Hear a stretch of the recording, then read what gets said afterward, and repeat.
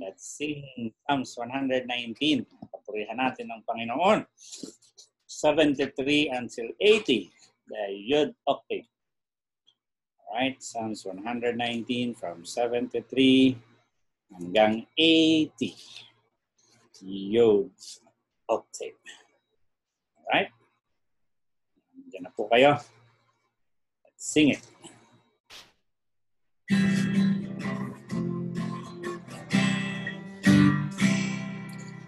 Thy hands have made me and fashioned me. Give me understanding that I may learn thy commandments. They that fear thee will be glad when they see me, because I have hope in thy word.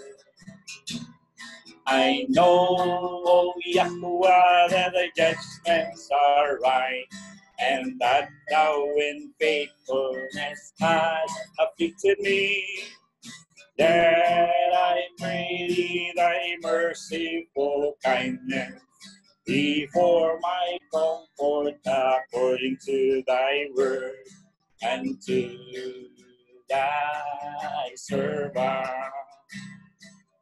Let thy tender mercies come unto me, that I may live. For thy Torah is my delight. Let the proud be ashamed. For they deal perversely with me, without a cause. But I will meditate in thy precepts. Let those that fear thee turn unto me, and those that have known thy testimonies. Let my heart be sound in thy statutes, that I be not ashamed. 79, one more time. Let those that fear thee turn unto me, and those that have known thy testimonies. Let my heart be sound in thy statutes, that I be not ashamed. That I be not ashamed.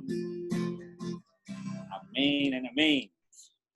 Magandang gabi po.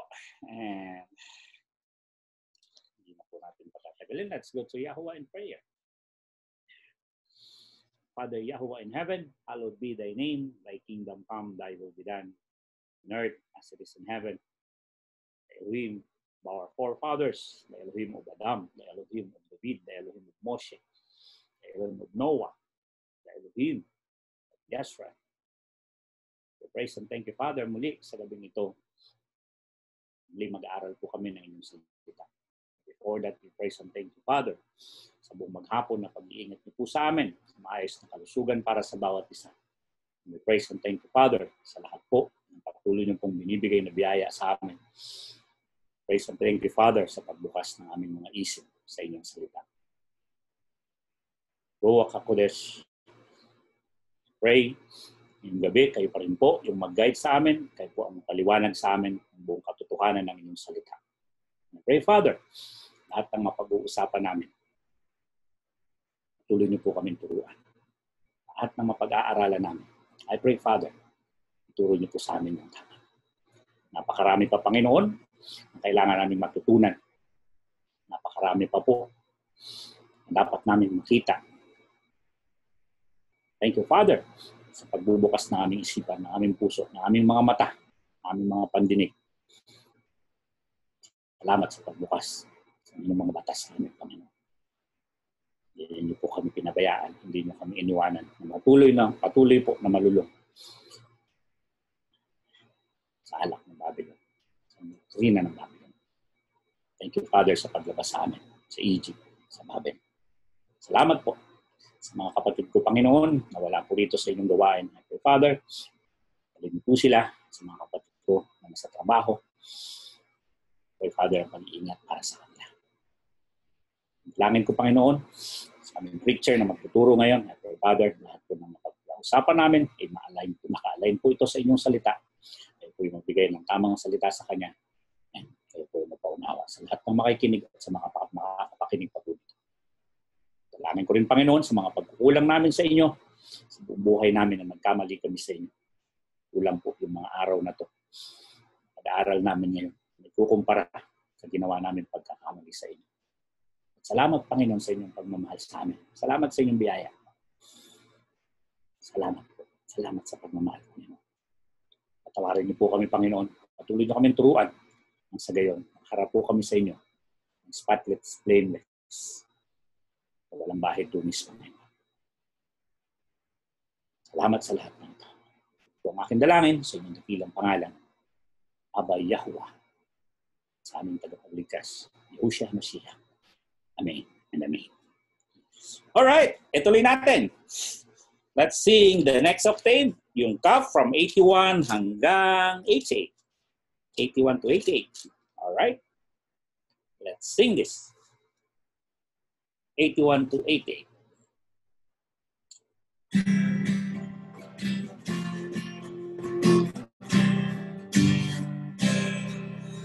My soul fainted for thy Yeshua, but I hope in thy word.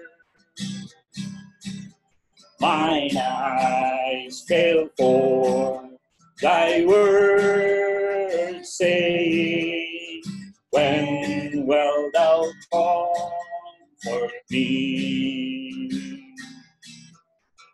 For I am become like a battle in the smoke, yet do I not forget thy statutes. How many are the days of thy servant? When wilt thou execute judgment on them that persecute me? The proud have big pits for me, which are not after thy Torah. All thy commandments are faithful. They persecute me, wrongfully held thou me. They have almost consumed me upon earth, but I forsook not thy precepts. Quicken me after thy loving kindness, so shall I keep the testimony of thy mouth. 88. Quicken me after thy loving kindness, so shall I keep the testimony of thy mouth. So shall I keep the testimony of thy mouth. Amen.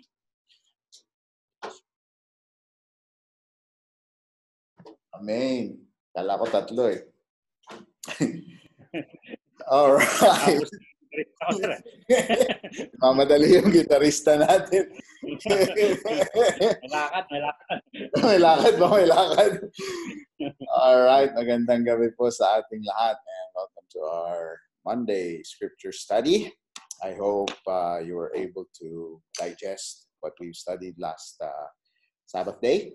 And we will be continuing in studying the book of Vayikra, the first chapter. We'll actually focus on the first chapter, and let's see what meat we can get from it.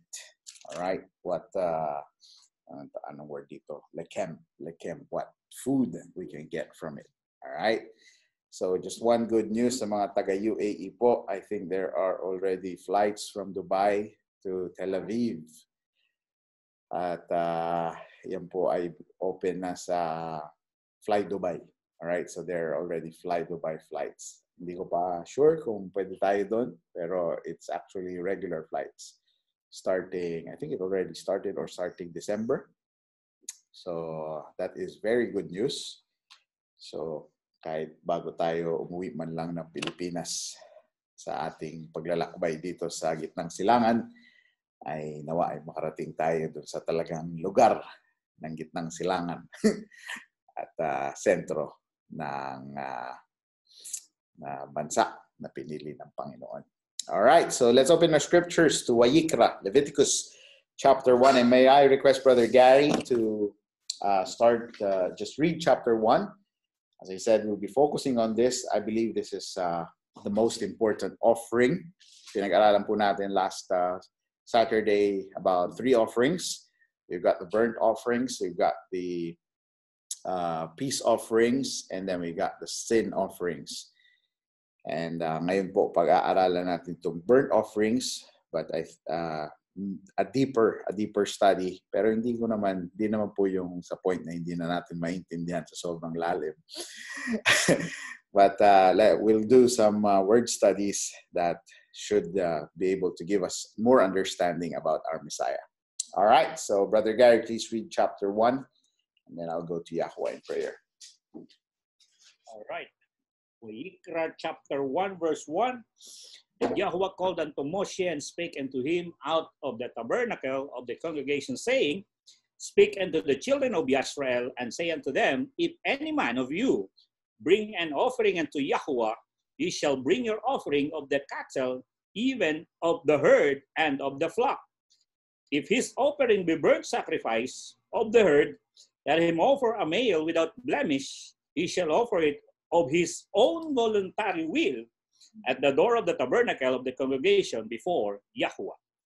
And he shall put his hand upon the head of the burnt offering, and it shall be accepted for him to make atonement for him.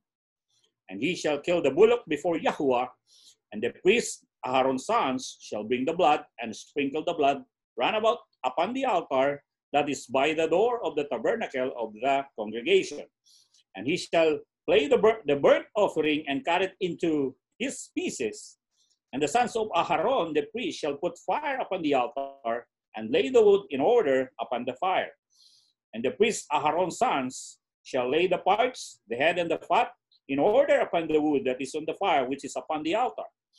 But his inwards and his legs shall he wash in water, and the priest shall burn all on the altar to be a burnt sacrifice and offering made by fire of a sweet savor unto Yahweh. And if his offering be of the flocks, namely of the sheep or of the goats, or a burnt sacrifice, he shall bring it a male without blemish. And he shall kill it on the side of the altar northward before Yahweh. And the priest Aharon's sons shall sprinkle his blood round about upon the altar.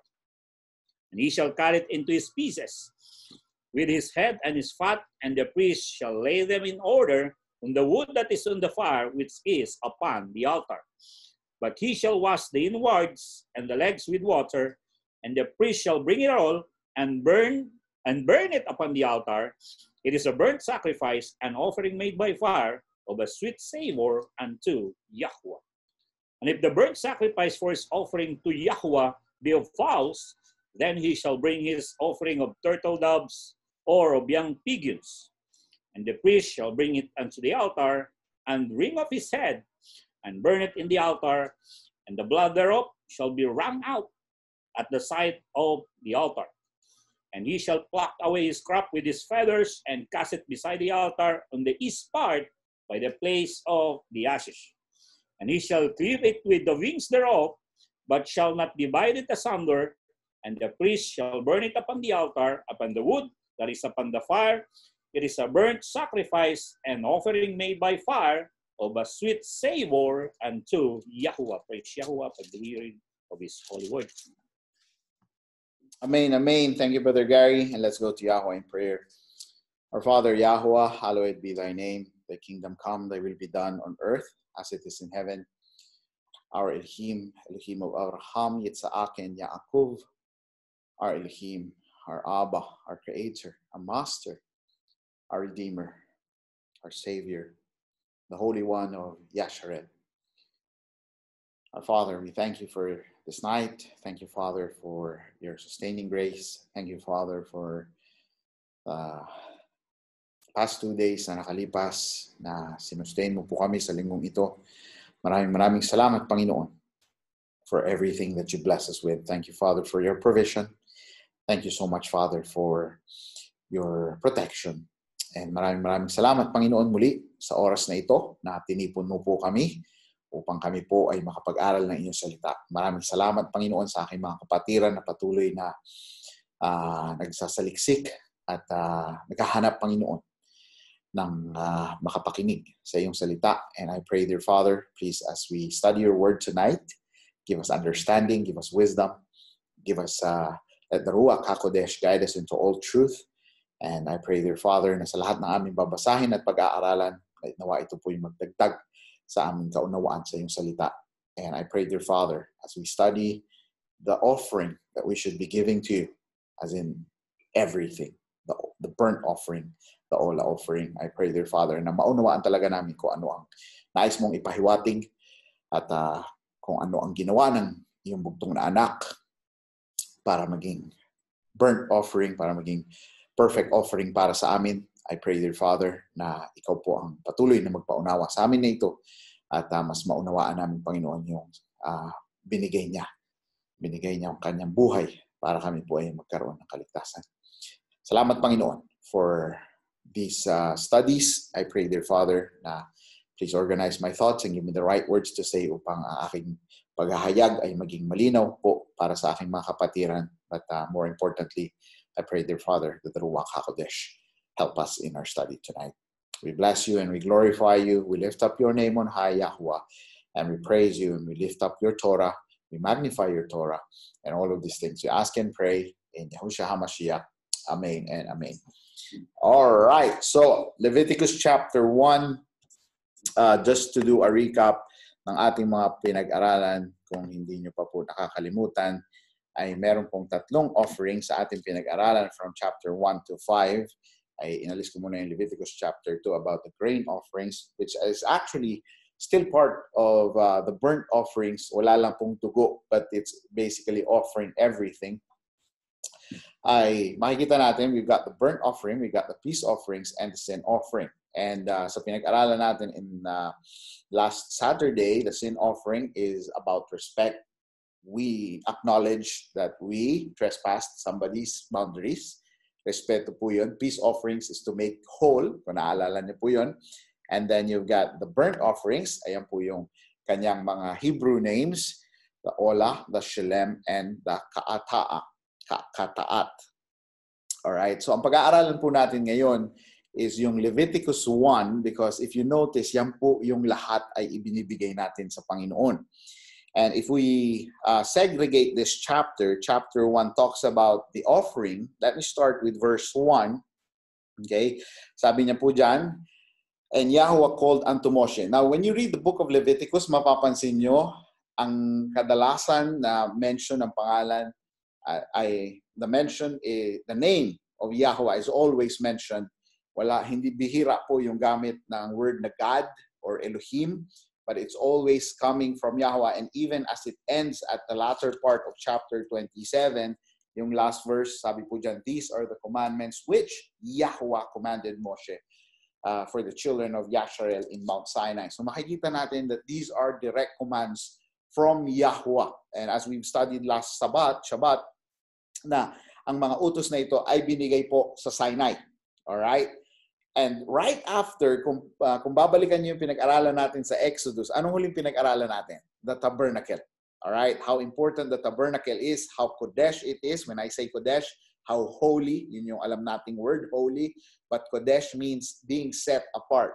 And here's what I learned about the Hebrew language.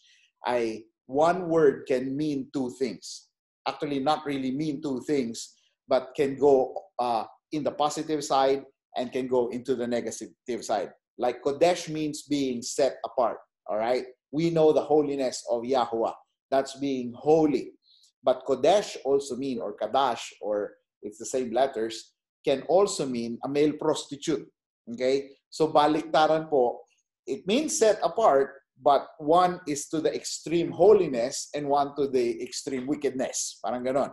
Okay? So may pag-aaralan po tayong mga salita ngayon na that will give us a deeper understanding about the offering. Okay? So makikita natin dito, sabi dito in verse 1, and spake unto him, and spake unto Moshe out of the tabernacle of the congregation. Now mark this, congregation means, the word for congregation here is moed. What does moed mean? Appointment. All right? Pag sinabi natin moedim, appointed times. And it's basically, ang sinasabi po dito, this is the tabernacle where we will meet, where we have an appointment. So ito po yung appointment. Kumbaga, pag halimbawa, nanliligaw tayo, may date, location. So dito talaga sila dapat nagmi-meet. And in verse 2, it says here, speak unto the children of Yasharel, and say unto them, if any man of you bring an offering. Now, we've studied this word offering in Exodus chapter 25, which is teruma. But here in Leviticus chapter 1, this is actually the first mention of the word korban in Hebrew. Okay? Ano yung korban? Now, let's go to Mark chapter 7. Because this is the only mention in your English Bibles nung korban. So let's get a glimpse of what korban is, because it's Yahusha himself speaking here. Actually, ito po yung kwento ng paghuhugas ng kamay. Okay? Let me read from verse 1. Wala si Brother Manny. Alright, sabi dito sa chapter 7 of Mark, verse 1, then came together unto him the Pharisees and certain of the scribes which came from Jerusalem. And when they saw some of his disciples eat bread with defiled, that means hindi sila naghugas, sabi diyan, that is to say, with unwashed hands, they found fault. Now, when we read the book of Leviticus, marami pong washing dyan. Okay? The Hebrew word for that is rakats, washing. So, sabi nila may problema tayo, hindi sila naghuhugas ng kamay pag kumakain sila. Pero wala po kayong mababasa sa Leviticus ng patungkol sa paghuhugas ng kamay bago kumain. Alright? So in verse 3, for the Pharisees and all the Yahudim, except they wash their hands off, eat not, holding the tradition of the elders. Now, verse 3 pa lang, sinabi na dito that it is a tradition. Alright? It's a tradition. It's not part of the Torah. Kahit naman tayo, naghuhugas tayo ng kamay. Tayong mga Pilipino, naghuhugas tayong kamay bago kumain. It's not a law in the Philippines. It's a tradition. And it has purification benefits para malinis ang ating kamay. Verse 4, and when they come from the market, except they wash, they eat not. And many other things there be, which they have received to hold, as the washing of cups and pots and brassen vessels and of tables. Then the Pharisees and scribes asked him, why walk not thy disciples according to the Torah of the elders? No, to the tradition of the elders, but eat bread with unwashed hands. Verse 6, he answered and said unto them, well hath Esaias prophesied of you hypocrites. This is in Isaiah 29:13. As it is written, these people honoreth me with their lips, but their heart is far from me. Makikita niyo po yan, Isaiah 29, verse 13. Verse 7, howbeit in vain do they worship me, teaching for doctrines. Remember, doctrines means instruction, just like Torah. Alright? So, basically, ang sinasabi ng Panginoon dito, Panginoong Yahusha, teaching for the laws, the commandments of men. So, imbis na tinuturo niyo yung counsel ng Panginoon, ang tinuturo niyo sa mga tao, yung mga tradisyon ninyo, yung mga batas ninyo. Verse 8, for laying aside the commandment of Yahweh, ye hold the traditions of men, as the washing of pots and cups and many other such like things that you do. So basically, may problema tayo dito kasi kung mag-rebuke sila, akala mo nagre-rebuke sila galing Torah, but they were rebuking from their own commandments. Verse 9, and said unto them, full well, you reject the commandments of Yahuwah that you may keep your own traditions. Ngayon, papasok siya sa Torah. Alright? Verse 10, for Moshe said, honor thy father and thy mother. This is the fifth commandment. Sabi niya, it is, and whoso curseth father or mother, let him die the death. Actually, you can read this. Na kapag rebelde po ang isang bata, ay bato babatuhin, stone to death. Alright? Verse 11. Ito ang nangyari. But you say, if a man shall say to his father or mother, it is korban. Oy, mga kapatid, Hebrew to, hindi to Greek. Hebrew ito. Alright? And the translators knew that Yahusha was speaking Hebrew here. Alright? This is not Greek. Why did they not just translate it as a gift? But they literally use the word here na the first mention in Leviticus chapter 1 verse 2 na kung saan babasahin ko, and say unto them, if any man of you bring a korban. Yan po yung sinasabi dyan sa Leviticus chapter 1 verse 2. Okay? So we're talking about korban and we have to understand what a korban means. And in Mark chapter 7, it actually defines it. Alright? Sabi dyan, that is to say, a gift. Alright? A gift by whatsoever thou mightest be profited by me, he shall be free. And you suffer him no more to do aught for his father or his mother. So basically, parang sinasabi niya na nawawala na ng epekto yung commandment basta nagbigay kayo ng gift, basta nag-offer kayo nitong korban sa Leviticus. Nawawala na yung epekto ng commandment. Hindi daw parang. Tama, hindi parang. Nawawala yung epekto ng commandment if you abide by Leviticus chapter 1 verse 2. Wait lang, may problema tayo dyan. Kasi ang nangyayari dito is nagiging ritual na lang yung pagbibigay ng regalo at hindi na nasusunod yung commandment. So tonight, we will be studying ano nga ba itong korban para mas maunawaan natin why do we need to offer up a gift. Now, we may be saying, Brother MB, napaka-barbaric naman yung Leviticus chapter 1. Papatay ng baka, papatay ng lamb, papatay ng pigeon. Okay? Alam niyo ba yung joke ko sa pigeon? Mamaya, ipapakita ko sa inyo. Pagkatapos na. Alright. So, yun po yung chapter 1. When we may say it's very barbaric. But before we say that, let's look at it deeper and understand what it symbolizes. Para mas maunawaan natin bakit hinihingi ng Panginoon ang mga bagay na ito. At bakit ngayon, sabihin natin, wala na, tinanggal na. Bakit wala na? Alright? Now let me just continue. Sabi niya in verse 12, and you suffer him no more to do aught for his mother or his mother. Verse 13, makita mo sabi ni Yahushua, making the word of Yahuwah of none effect through your tradition which you have delivered, and many such like things you do. And this is basically what is happening in our generation.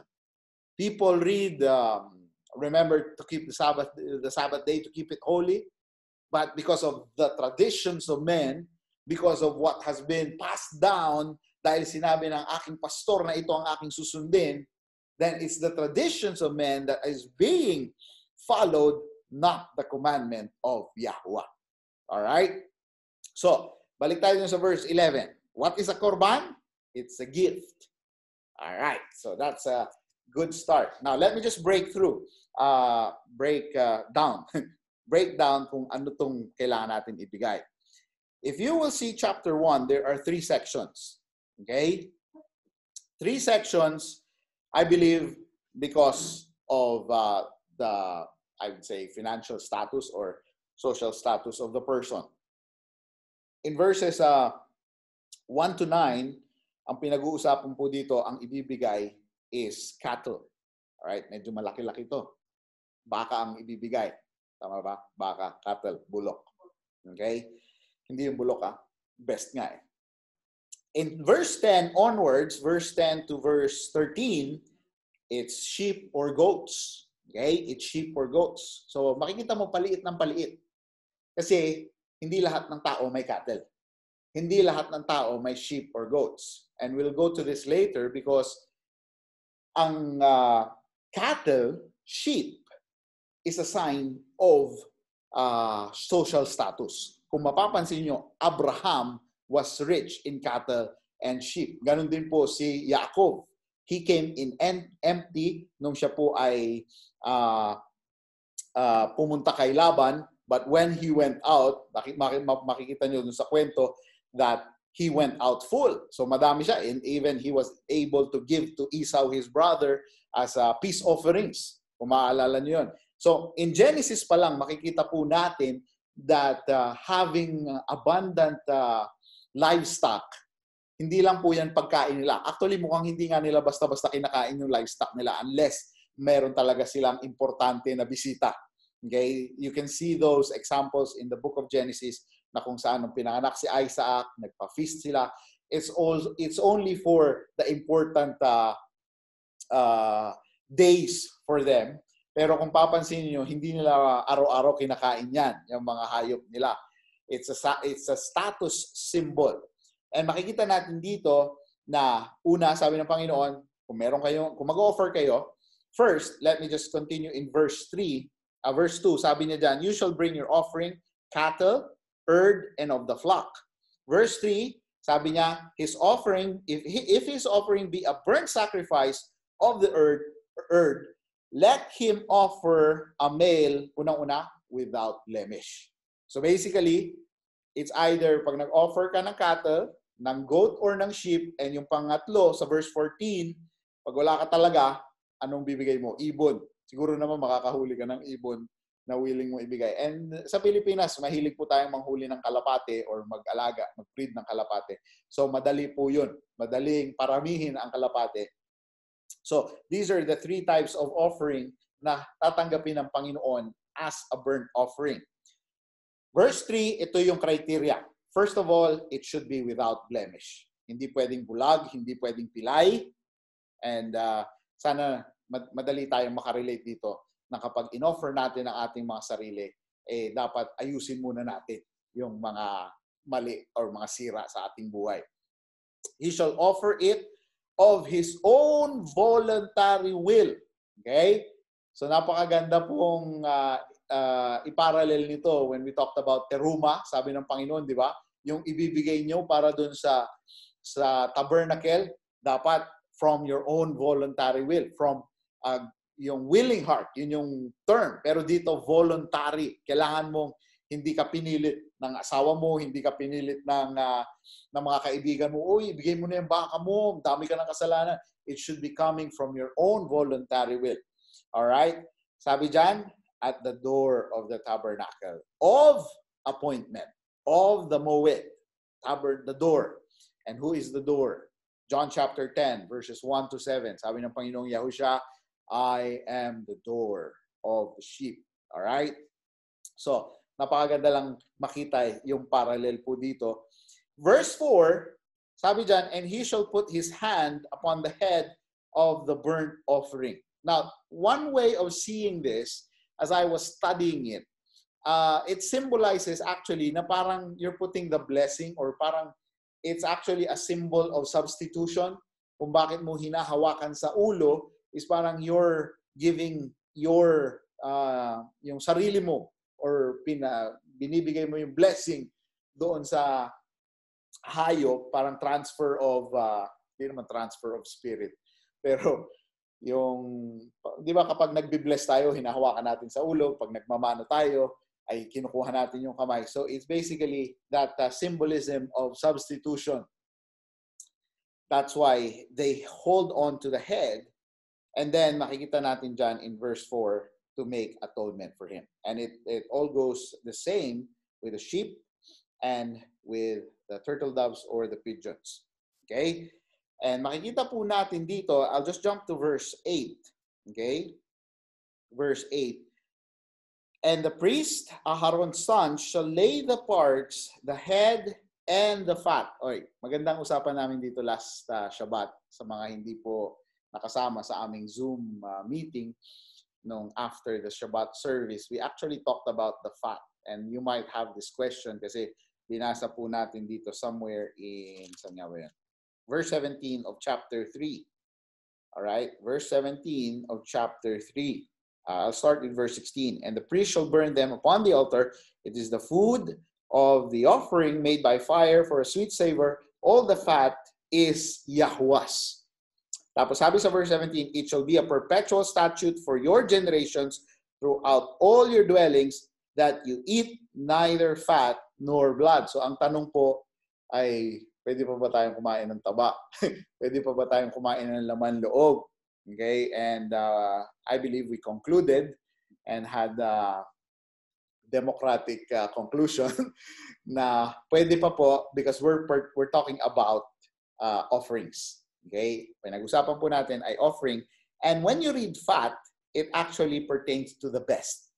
Okay, so pwede po natin palitan yan pag sinabi dyan sa verse 8 of chapter 1, the head and the best.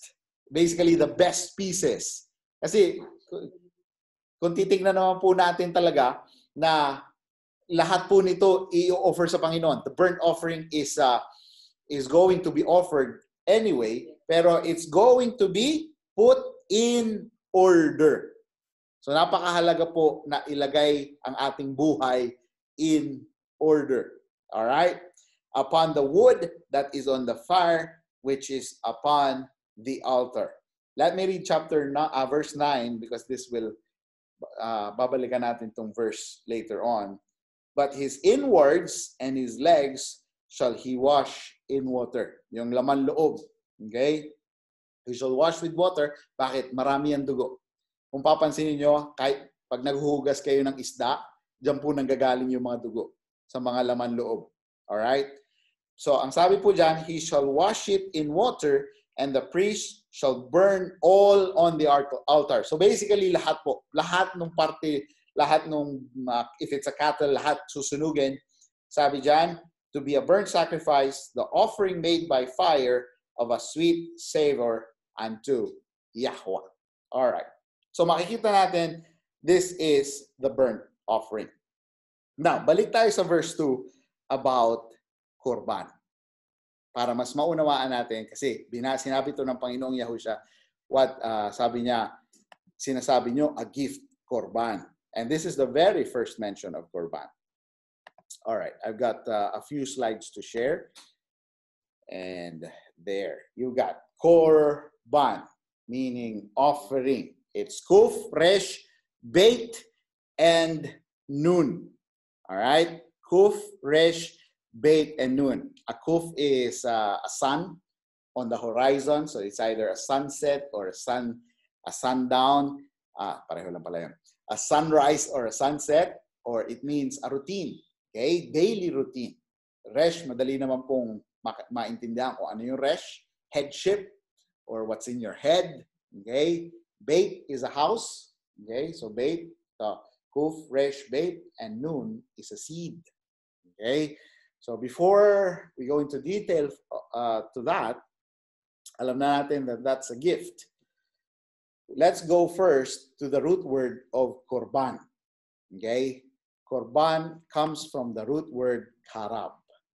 Okay, karab, which means to come near, right, or closeness. If you go to Exodus chapter 16, go to Exodus chapter 16 para makita natin ang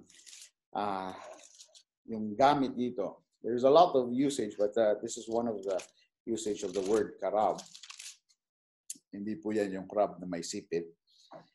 All right. So you see that the first three letters of the korban is the same three letters. Ganun po ang Hebrew language. It's coming from that root. Okay. So you go to Exodus chapter 16, verse 9. Makikita po natin dito, and Moshe spake unto Aharon, say unto all the congregation of the children of Yasharel, come near before Yahuwah. Okay? For he hath heard your murmurings. So basically, karab means to come near. So it's closeness. And just thinking about Korban as a gift, what's the purpose of Korban? The purpose of Korban is Yahweh wants us to be close with Him. He wants us to come near to Him. Kaya pag nagbigay tayo ng offering, it's not just a routinary thing na ginagawa natin. It's more of, binibigay mo yan sa akin para maging close tayo, para magkaunawaan tayo. Because if you're, katulad ng mga binasa natin verses in the prophets, yung mga binasa ni Brother Gary na mga verses last Saturday, kung mapapansin nyo, yung tema lagi is, hindi nyo naman naiintindihan kung ba't kayo nagbibigay ng offering. Hindi nyo naiintindihan kung bakit nyo ino-offer yan, sinusunog nyo, basta lang ginagawa nyo yan, but yung totoong meaning ng pagbibigay nyo is hindi tayo nagkakaintindihan kasi hindi talaga kayo lumalapit sa akin. Katulad ng sinabi ni Yahushua kanina in Mark chapter 7, your lips draw nigh, pero yung hearts is far from Yahuwah. And it was quoted from Isaiah.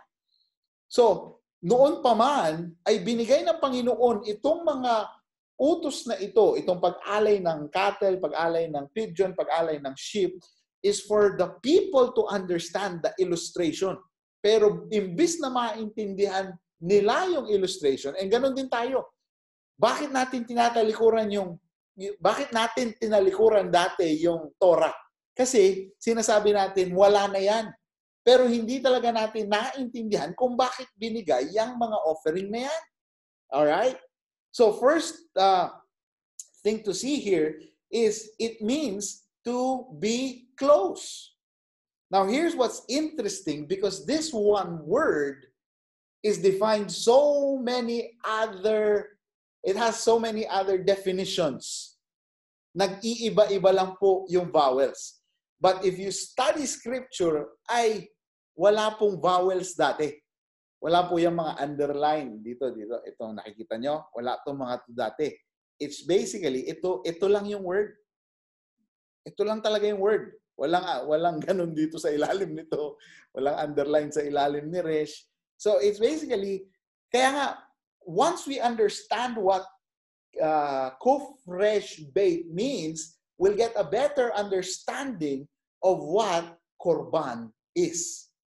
And that's how deep Hebrew is. It's actually simple, pero sa atin deep kasi nga, hindi naman tayo Hebrew speaker. Hindi tayo native Hebrew speaker. And is because mas naiintindihan natin yung English language kaya nagkakaroon ng iba't ibang meaning. But if we put these all together, then it will make sense what Yahweh wants to get from us. Because in Leviticus chapter 1 verse 2, sabi niya, if any man of you bring a korban. Kumbaga, sabi niya, kung nais nyong, palitan natin ang meaning to, kung nais nyong maging malapit sa akin. Alright? Gamitin muna natin yon. Kung nais nyong maging malapit sa akin, magdala kayo ng gift na magpapalapit sa ating dalawa. And that gift is through the offering. Alright? Okay. The korban is an offering. It's a gift to enhance our relationship with Yahuwah. Katulad halimbawa, ito, I'll give you an example. Halimbawa, nagpunta tayo sa birthday party. May birthday party, aminin nyo to. May birthday party na pumunta kayo na binili nyo lang yung gift bago kayo pumunta doon sa birthday party. Tama. Pero meron yung birthday party na pinuntahan nyo na 1 week pa lang or 1 month pa lang, handa na yung gift nyo kasi alam nyo gustong-gusto ng tao yan. May difference ba yung dalawang yan? Meron. The one that you prepared for, nakita nyo? The one you prepared for is galing sa puso. Alam mo yung gusto niya. Tama? Or alam mo yung ayaw niya na matatawa ka kasi pag nakita mo tinanggap niya. But basta alam mo kung sino yung tao, alam mo kung anong magpapasaya sa kanya. Pero meron yung gift na, uy, birthday party, alas 3 yung birthday party. Alis tayo alas 12 para makadaan tayo sa mall tapos makabili tayo ng gift. Tapos punta mo ng mall, basta anong pinakauna mong makita, yun na yung gift mo. May ganong klaseng gift. Hindi ko naman sinasabing hindi galing sa puso, pero yung isa, mas galing sa puso. Yung isa, pinag-isipan. Yung isa, pinaghandaan kasi importante yung tao para sa'yo. You see the difference? Ganun din po ang Panginoon. And a lot of times, in Scripture, in the Old Testament, sa mga Israelites, ang nangyari is yung bumili lang 2 hours before nung kanilang offering. Nakukuha niyo yung illustration? Okay, natatawa. Ginagawa niyo to, no?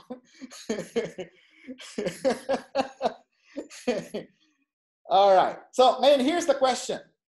How can slaughtering an animal bring closeness to God? To Yahweh? Paano yun? Kasi sa ating mga tao, it's very, what's the word? It's very tangible. Yung, hindi. I mean, sa atin, tayong kung sa tao to tao lang, chocolate tsaka flowers, masaya na tayo eh. Diba? Kung halimbawa, mahilig sa chocolate yung kaibigan mo, magdala ka lang, meron yung mga taong favorite niya, yung Ferrero, iba nga, dates nga lang, masaya na sila eh. So, sa tao ay madali tayong mag-connect sa tao, pero sa Panginoon, we may be thinking, ba't ang hirap mag-connect sa Panginoon at hayop ang hinihingi niya? Now remember, as I explained earlier, yung hayop na ang mga ito na hinihingi niya is a status symbol. Okay? It's something that is very important to the people before. Hindi ganun ka-importante dati yung silver, they're important, pero yung pera, hindi masyado. Kasi dati, ang palitan, hayop. Kaya nga, sabi dito, pag unclean yung animal, may ganung batas eh. Pag unclean yung animal, pwede mo ibenta. And then you can make money of it, and that's what you offer. Now, pero dito, ang hinihingi ng Panginoon, yung the best ng livestock mo. Because yun yung kayamanan ng tao dati. And with Yahuwah, hindi siya tangible katulad nung sa atin. Hindi siya yung katulad ng sa atin na naaabot natin, na pwede tayong maghawakan, hindi. There's limitations kay Yahuwah, and He's given His instructions. And remember, He is Kodesh. He is holy. Alright? Napakabanal niya. So He has His own ways. And one of His ways is through animal sacrifice. And yun nga, katulad ng sinabi ni Ma'am si kanina, it may be gross to us. Kasi kung titignan mo, parang slaughterhouse to. Especially nung nag-offer sila King Solomon, it is like blood all over the place. Thousands ang pinag-uusapan nating mga hayop. And take note, if the Day of Atonement itself, if all the Israelites would go there, imagine nyo na lang kung gaano kadami ang ini-slaughter. Now, also in the Passover, imagine nyo na lang, because they were required to go to Jerusalem. Imagine how many lambs are slaughtered at that time. Now, what does the lamb or the cattle or these livestock symbolize? First, when you say it's a gift, you're paying, ano bang tamang salita? You're offering. You're giving tribute. Alright? Alam niyo yung kantang may tribute? When you say tribute, it's giving thanks. How can I say thanks for the things that you have done to me? Things so undeserved that you gave your life to prove your love to me. Alright? Hindi ko nakakantahin. But that's the song My Tribute. And now, think about this. Kung papansinin niyo, before He created man, what did He create? These livestock animals. Alright? Kung papansinin niyo, hindi ko sasabihin na hindi sila importante, pero if we just put it in order of importance, mas importante tayo. Kasi sabi niya, I will give you dominion over all of these. Yeah? May dominion. And they actually preceded man, same on the 6th day. We were created on the 6th day. And then the animals were created on the 6th day. But take note, we were made rulers over them. Alright? Now, ito yung problema sa tao. Because man can abuse that power over the animals. At yan din po ang nangyayari kapag nagbibigay tayo ng hindi galing sa puso. Alright? The danger of being master over the animals, anong nangyayari? Kasi kung titingnan mo itong scenario dito, kung ngayon mo ito gagawin, sasabihin sa'yo, animal cruelty na to.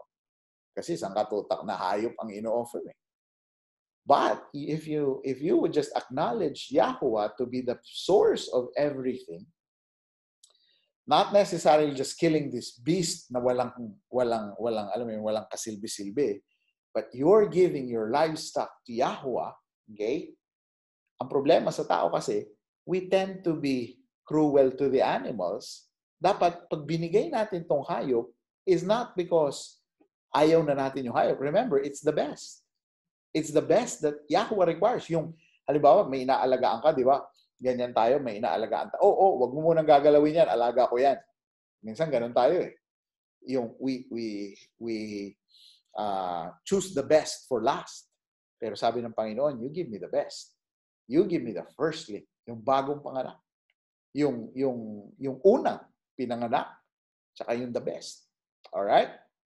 So, in saying thank you to Yahuwah, ibibigay mo ngayon yung pinaka gusto mong hayop. Yung pinaka favorite mo. And it's a clear picture here yung ginawa ni Abraham kay Isaac. That was his son. That was his only son. And he was willing to give his son to Yahuwah. All right? You can see that in Genesis chapter 22, verse 2. Okay? Actually, doon mo makikita yung word, first mention of the word olah, the burnt offering. Nasabi niya, offer your son, your only son, as a burnt offering. At doon natin makikita yung first word ng olah offering. And dito sa Leviticus chapter 1, strike agad siya sa chapter 1, this is my olah offering. And the olah offering, you give it all to me. You burn all. Para sa akin lahat yan. So, napakaganda lang pong isipin yung parallel ng kwento ni Abraham that he's requiring the best. All right? So, symbol number 2. First symbol, it's a tribute. Symbol number 2 of a korban is a substitute. All right? Bakit? A substitute for sa ating mga ginawa. Okay? I know we're talking about sin offering, but sabi kasi dito, you offer it willingly. So basically, the animal is representing us kasi mamamatay yung animal. If you really want to give your life, katulad nung kay Abraham, then it's basically giving yourself. Pero may substitute para makita mo kung gaano ka-importante this substitute is the most important animal that you have. Okay? And as I said, symbolically, holding the head is transferring yourself to the animal, and the animal's mortality is representing your mortality. Kasi pag nakikita mo na kinakatay yung baboy, isipin mo, dapat ikaw yun. Ay, baboy. Sorry. Yung baka pala. Sorry for that. Nawala tuloy ako. So, when that animal is being slaughtered, think about it as yourself. Dapat ako yan. Dapat ako yan. And you're giving the best. Okay? And it shows us that we're here because of Yahuwah's mercy and grace. Katulad natin ngayon, we need to offer our lives. Actually, when you translate Romans chapter 12, verse 1, I beseech you therefore, brethren, by the mercies of Yahuwah, that you present your bodies as a living korban. Okay? Yun po yung tamang Hebrew word noon. As a living korban. Kodesh, holy, acceptable unto Yahuwah, which is your reasonable service. So what is Yahuwah requiring? Our living sacrifice. Our living korban. Bakit? Ngayon, isipin natin, bakit ko ibibigay yung sarili ko? Abay, sabi ko nga sa inyo, 29 years. 29 years na dinefile natin yung katawan natin, binigyan pa rin tayo ng chance ng Panginoon para malaman yung kanyang batas, para magkaroon ng buhay na walang hanggan, I think that's enough reason to give our lives fully and give our best to Him. All right? So, reason number 1, symbol 1 and 2, it's a tribute. It's a substitute. Korban means, from the root word, to be close, to come near. Let's go to the next word. Pareho lang. Kereb. Inward parts. And that's in Leviticus chapter 1, verse 9. Okay? Kaya sabi ko sa inyo, importante yun. But his inwards and his legs shall he wash in water. Okay? Kerev. Inward parts.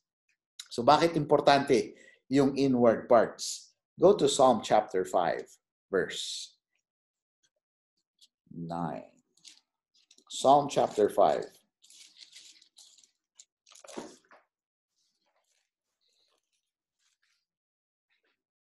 All right. So, Psalm chapter 5, sabi po dyan in verse 9, it's actually talking about the foolish.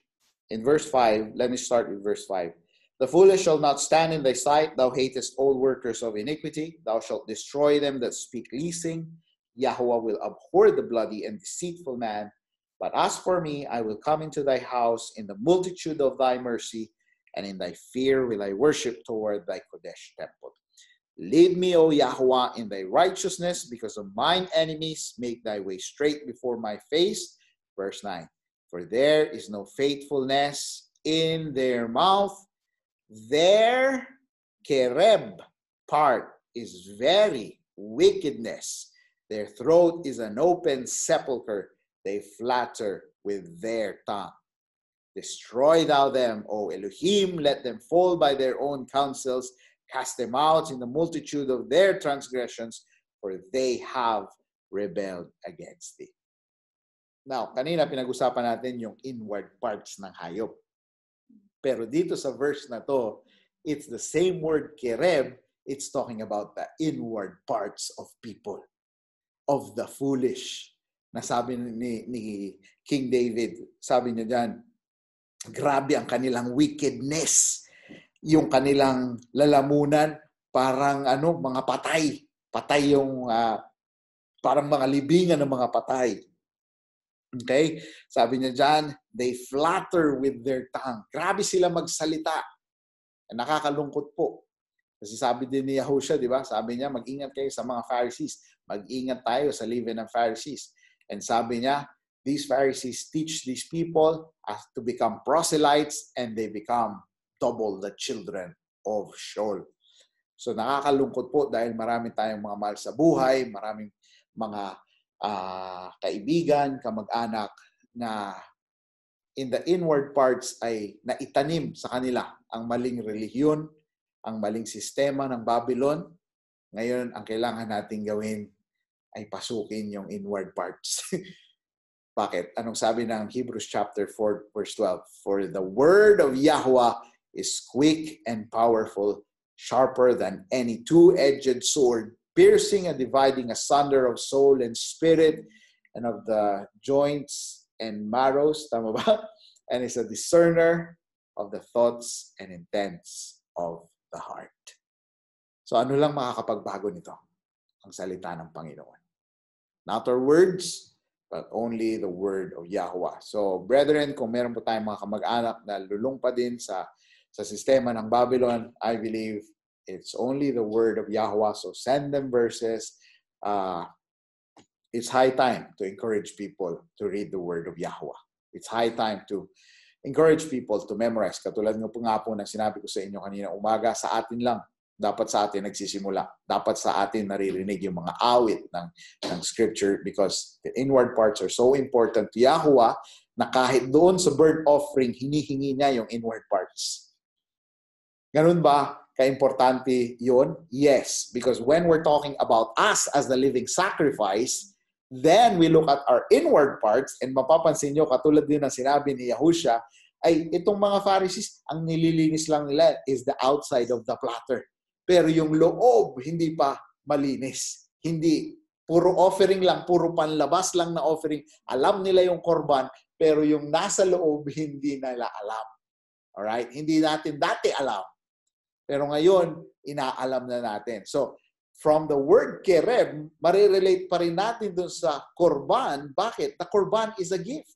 And katulad ng illustration ko sa inyo kanina, dun sa nagpupunta sa birthday party, mas malalim inward yung pinaghandaan mo yung regalo kesa yung binili mo lang 10 minutes before the birthday party. I hope I'm making the illustration clear.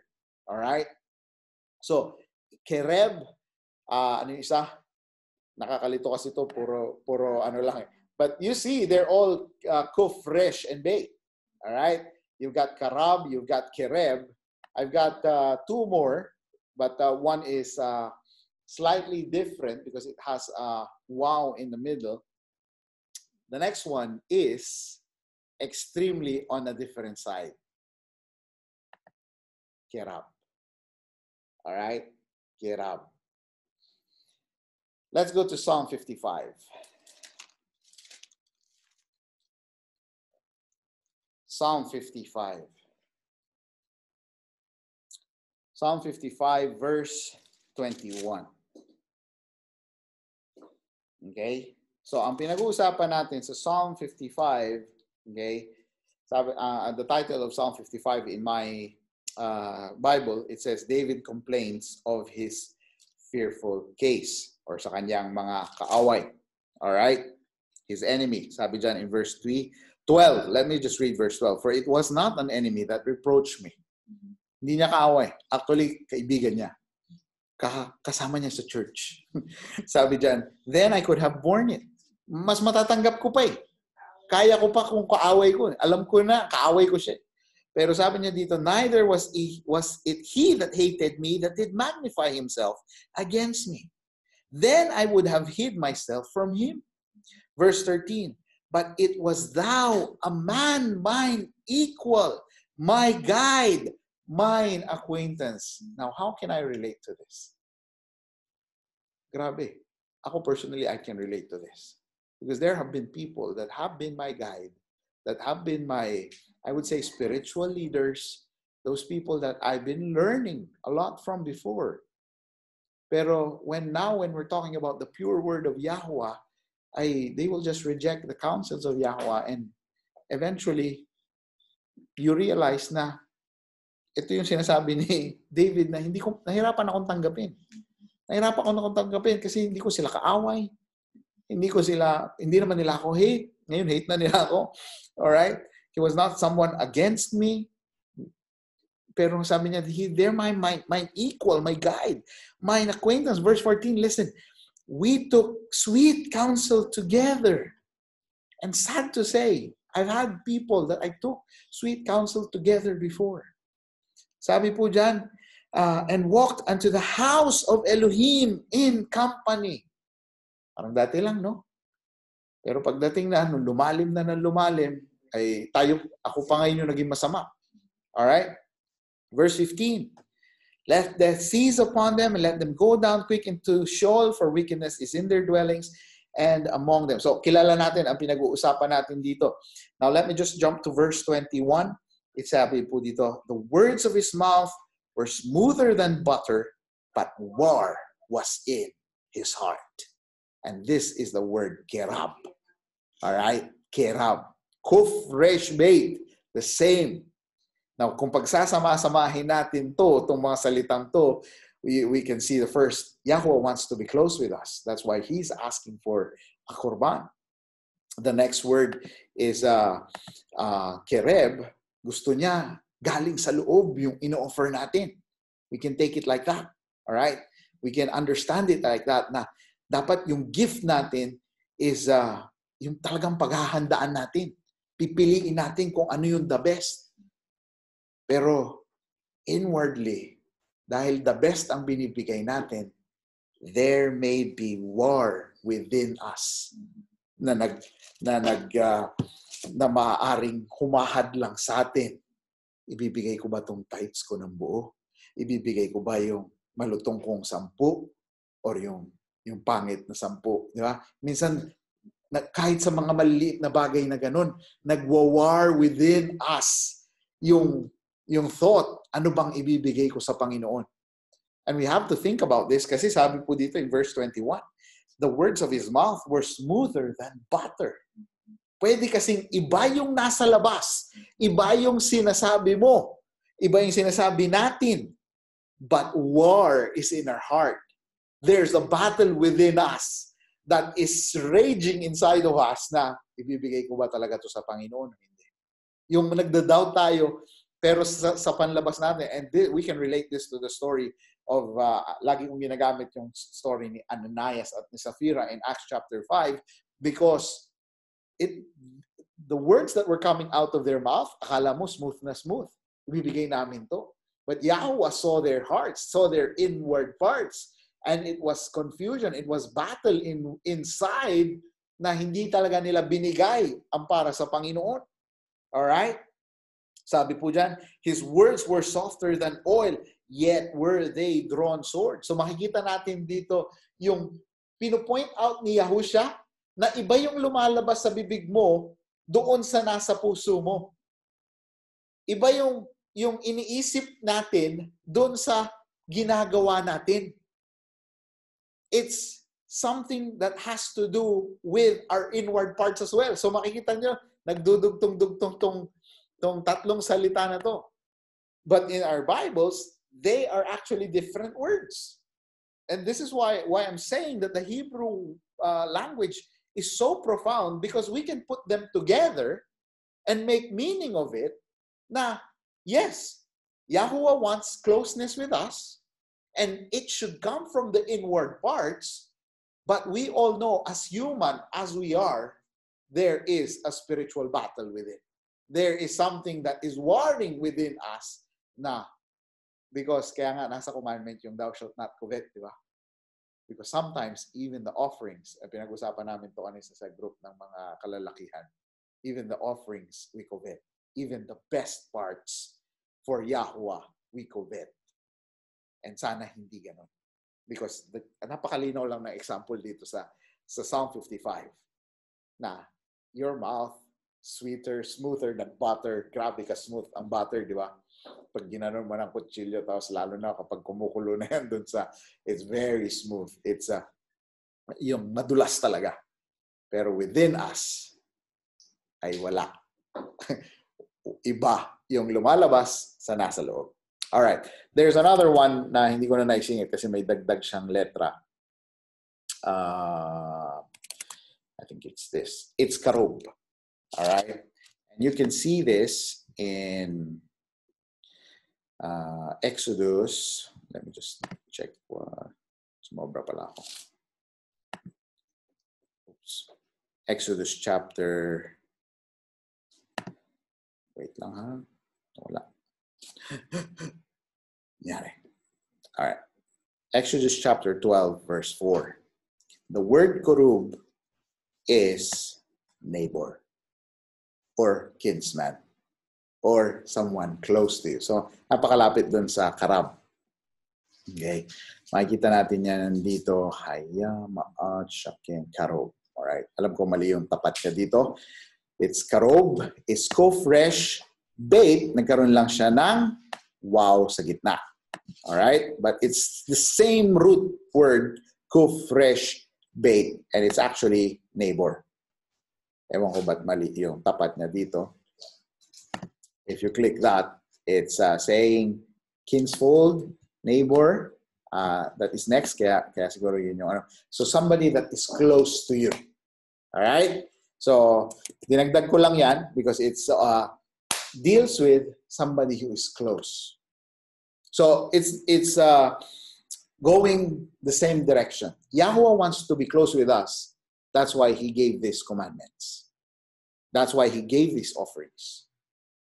This korban as a commandment para maging magkalapit tayo. And what is our responsibility? Is to give the korban freely, free will offering, voluntarily, the best of the flock, all right, without blemish. Now, tingnan ngayon natin, medyo lilihis ako. Now, because this will connect the dots. We've got Wayikra. Okay? Wayikra means, and he called. Now, if you go to Genesis chapter 1, verse 4, okay, doon po natin makikita yung creation. I'll just read it quickly. Genesis chapter 1, verse 5, sorry. And Elohim called the light day. Okay? The word called there is kara. Okay? Q, resh, Q tuloy. Kuf, resh, aleph. So pag tinanggal mo tong wayi, kara. Kaya ako tinatanong kung sinabi ni ano. Kasi ang totoo yan, wayi kara. Okay? Pero hindi wayi kirira. Ano yun? Wakira. Alright? So, it's wayi kara. Okay? So, itong kara means to call. Kara means to call. Now, if you put them together, it's actually kara ben. Now, what is ben? Ben is the sun. To call the sun. What was the offering about? It's actually about the sun. Sino yung sun? Ang Panginoong Yahushua. He's actually the korban. All right? He called His only begotten Son para maging picture po ng tunay na korban para sa atin. And this is actually, this is where it gets very interesting, because when the scripture says in Colossians chapter 2 that the Torah was a schoolmaster to bring us to Mashiach, it's actually teaching us, when you say schoolmaster, ito yung nag-tutor sa atin. Paano ba dapat tayo mag-o-offer? Paano ba ako magbibigay ng offering ko? So that I can be close to Yahuwah, so that I can from my heart give this offering. And then when we study about Yahushua HaMashiach, then we understand. Ito yung example ng Panginoon on how we should be offering. Bakit? Anong nangyari? How many times have we read it in Scripture? And this, let me just read a piece of our Haftorah. Let's go to Isaiah chapter 43. Isaiah chapter 43. Kuf, Resh, Beit, Karab, and then it has Nun. And Nun is a seed. Okay? Kaya nga po yung Beit Nun is actually a son, is a seed inside the house. Now, Isaiah chapter 43. In verse 22, sabi po niya dyan, but thou hast not called upon me, O Yaakov, but thou hast been weary of me, O Yasharel. Actually, I read this in, let me read it in a different version. You can, please read it here in the King James, pero let me read it in a version na ginagamit ni Brother Gary. All right. Yeah, this is the complete Jewish Bible. I'll read it here, pero tingnan nyo yung difference niya sa King James. Sabi niya, but you haven't called on me, Yaakov, because you have grown weary of me, Yasharel. You have not brought me sheep for your burnt offerings. You have not honored me with your sacrifices. I did not burden you by required grain offerings or weary you by demanding frankincense. You have not spent money to buy me sweet cane or filled me with the fat of your sacrifices. Instead, you have burdened me with your sins and wearied me with your crimes. Yes, I am the one who blots out your offenses for my own sake. I will not remember your sins. Ito yung maganda sa version. Just listen very carefully sa translation na to. Remind me when we are in court together. Kasi sabi dyan sa King James, and it does make sense. Put me in remembrance. Let us plead together. So sabi niya, paalalahanan mo ko pag nagkita tayo sa korte. Tell your side, make the case that you are right. Ipaliwanag mo sa akin ngayon kung tama ka. Your first father sinned and your spokesman rebelled against me. Therefore, I repudiated the officials of the sanctuary, delivered Yaakov to the curse of destruction, and subjected Yasharel to scorn. Bakit sila napunta sa hindi magandang kalagayan? Kasi yung offering, parang offering na lang nung pumunta sa birthday party na bumili 10 minutes before. Do you see the picture? I hope we see the picture here. Na yung offering natin is not just a ritual sacrifice. It's not just something na that has to be routine. Ay, kailangan ko na naman magbigay ng tithes. Ay, kailangan ko na naman pumunta sa church. And this has been a problem when we were in the church mode. Kasi a lot of people I've seen in my life, in the ministry, in 10 years that I've been active in the ministry, I've seen a lot of people doing it as a routine only. Ang daming nagka-choir, ang daming utang na hindi nagbabayad. Ang daming nagso-soul winning, na pati yung soul winning, pinagsisinungalingan. And I'm not questioning the others. I believe those people who I am with right now. Okay? Kilala nyo na yung mga, siyempre, 4 lang naman kami dito. No, I mean, those people that I'm fellowshipping with, alam ko. And I believe that these people fear Yahweh. And when we went out soul winning, I believe it was coming from their heart. When they sang in the choir, I believe it was coming from their heart. But not all. Hindi po lahat ng tao ganyan. And hindi lahat ng nasa church ganyan. And what we're teaching now is we have to learn how to give, like the one in the birthday party, who prepared everything before. Who gave the best to his friend. Who gave the best to his loved one. Na hindi lang bara-bara yung regalo, kundi alam mo sa kanya, sa sarili mo, matutuwa siya dito. Alam mo, pag binigyan mo siya ng hard drive, matutuwa siya. Alam mo, pag binigyan mo siya basta alam mo yung gusto niya. And that's the same with Yahweh. And here, kasi pwede ang tao manghula lang. Pwede ang tao manghula, ito gusto ng Panginoon to. But how do we know what Yahweh wants? This is what Yahweh wants. This is what He asked for. This is what He commanded Moshe. Yung offerings na buhay ng mga livestock na ibigay nyo sa akin lahat. But deeper than that, may hinihingi ang Panginoon. At ito yung binasa natin in Isaiah chapter 43 na sinasabi niya, mas importante sa akin itong mga bagay na to. Pinagawa ko sa inyo to as an illustration, pero hindi nyo naintindihan. Now, in the Brit Hadashah, if we go to 2 Corinthians chapter 5, 2 Corinthians chapter 5, I hope you're following, and I hope we truly understand what a burnt offering is. And when I studied Leviticus chapter 1, mas naintindihan ko bakit siya yung pinakauna doon sa Leviticus, because the burnt offering is the ola offering that is offered upwards, and it's everything.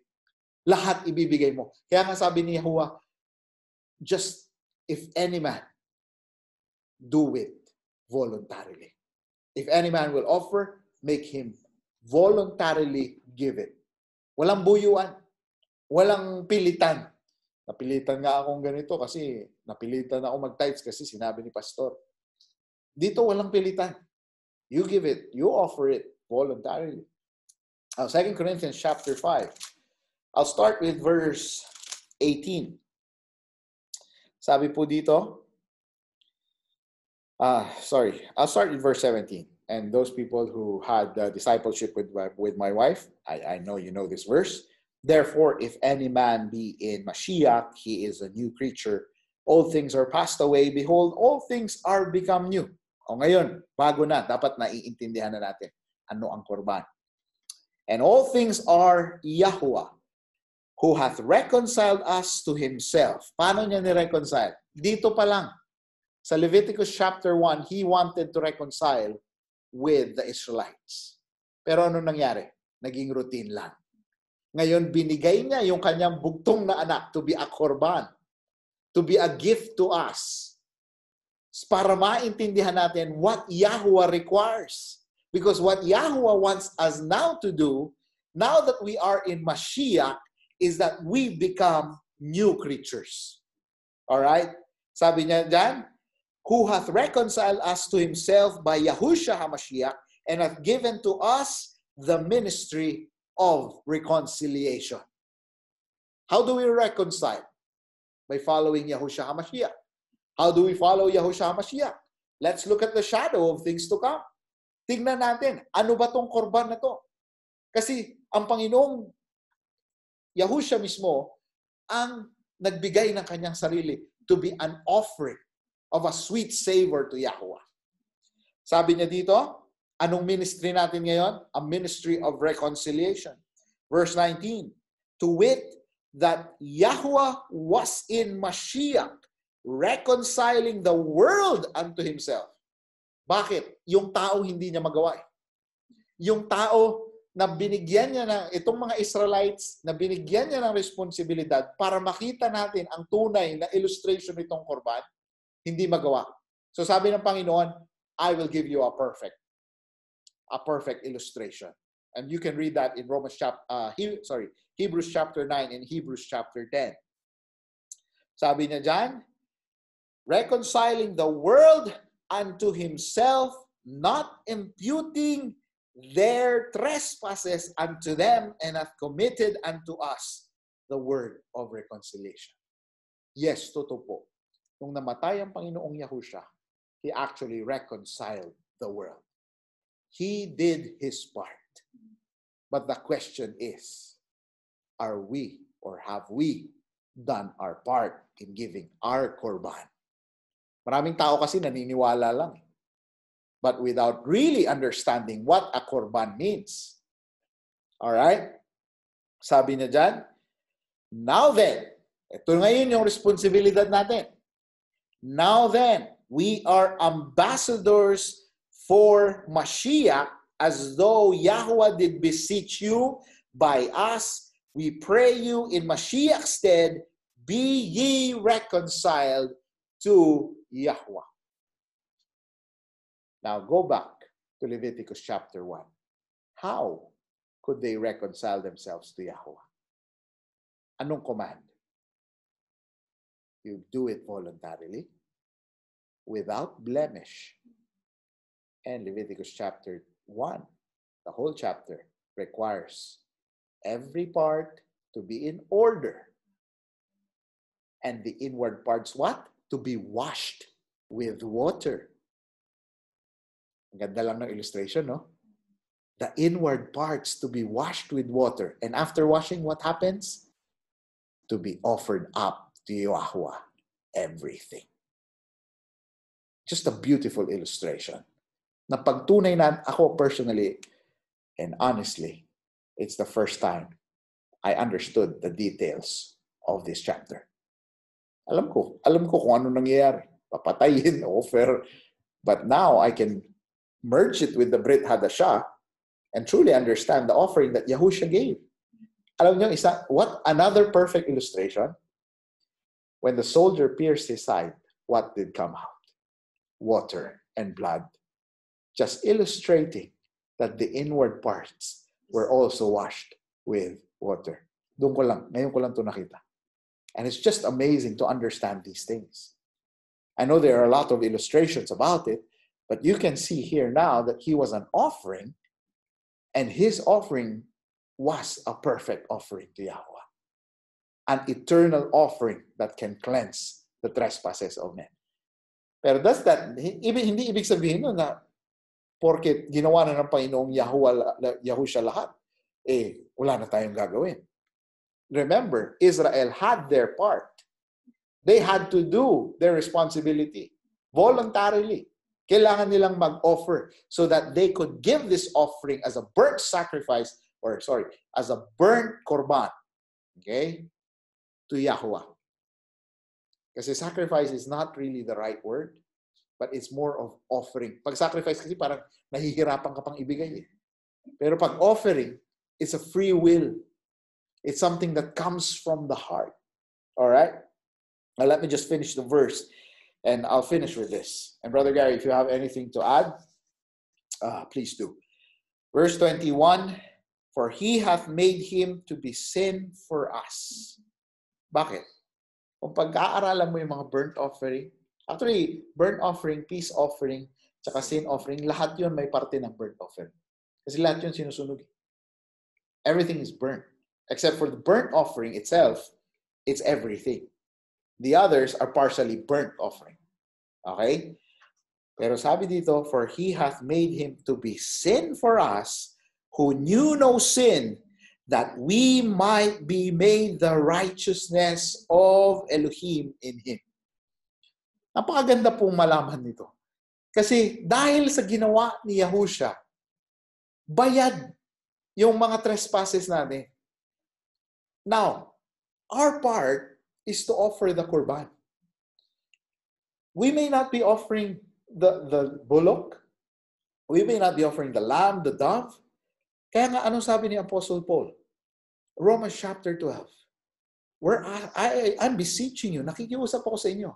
You present your bodies a living sacrifice, a living korban, holy acceptable unto Yahuwah, which is your reasonable service. And be not conformed to this world. Kasama yun sa pakiusap. Be not conformed to this world. Itigil na natin yung pag-awit natin ng mga worldly songs. Itigil na natin yung mga worldly na mga bagay na ginagawa natin na walang katuturan dahil hindi tayo nakakapagbasa ng scriptures dahil sa pag-Facebook natin, pag-YouTube natin, pag-Korean novela natin, mas importante pa yung mga poging in-check kaysa sa salita ng Panginoon. We read the scriptures for 5 minutes. We watch Korean novelas for 2 hours. Sabi ni Haggai, consider your ways. Consider your ways. What are we really offering? Now, remember, our time should be also put in the Korban. Yung time natin, kung araw-araw, binibigyan tayo ng Panginoon 24 oras, how much time are we giving to Yahweh? Ilang taon na tayong mananampalataya? Sabihin natin, mananampalataya, naniwala tayo, kaya nga natin naunawaan to eh. But how many times have we read scripture in that span of time? Kaya nga siguro yung iba hindi makasunod kasi nakikinig lang, pero hindi nagbabasa ng salita ng Panginoon. Now that may be offensive, but I hope it should be an encouragement. I hope it should be a challenge to all of us to strive. That's what he said to Timothy. You strive for masteries. You give attendance to reading, to doctrine. We have to put effort. And sabi ko nga sa inyo kaninang umaga, parang plant yan. Na kapag hindi natin inaawit yung singing verse, hindi natin makakabisado yan ever. Ito nga nakakalungkot eh. When we were in church, how many people are singing the hymns? Every worship service. Pero hindi pa rin nakakabisado. Song leader na yun ha. Song leader na hindi pa din kabisado yung hymn. Samantalang yun naman yung hymn na paulit-ulit. O ngayon, what we encourage us to do is to sing the Psalms. These are our hymns. Ito ngayon, diretso tayo from the book. Kalimutan na muna natin yung mga victory in Jesus. Doon muna tayo, dito muna tayo. Mas importante ito mga kapatid. Thy word have I hid in mine heart that I might not sin against thee. This is the pure word. We sing Psalm 119. That's the pure word. Dami pa nating hindi kabisado. So let's strive to memorize these scripture songs because it will help us in our spiritual journey. All right? And I hope na pag tayo nag-offer, pag tayo nag-offer sa Panginoon, when we think about the Korban, let's think about Yahuwah, that He called His only begotten Son to be a Korban for us so that He could reconcile Himself with us. Sana makita natin na tayo dapat ginagawa din natin yung part natin to offer our inward parts so that we can come close to Yahuwah and never war within us. Na dapat hindi nga tayo nagdadalawang isip pag ibibigay natin sa Panginoon. Sa Panginoon talaga yan. Huwag ka na magdalawang isip. All right? So I hope you learned something tonight with all these words. Actually, isang salita lang yun. Iba-iba lang yun. Vowels. Yahuwah bless you all, Brother Gary. The word for tonight is korban. Alright? It's slowly natututo po tayong salita ng Hebrew, and biyaya ng Panginoon is matutunan natin itong mga salita na to, because this is the pure language, mga kapatid. Alright. Ano po bang idadagdag ko, sir?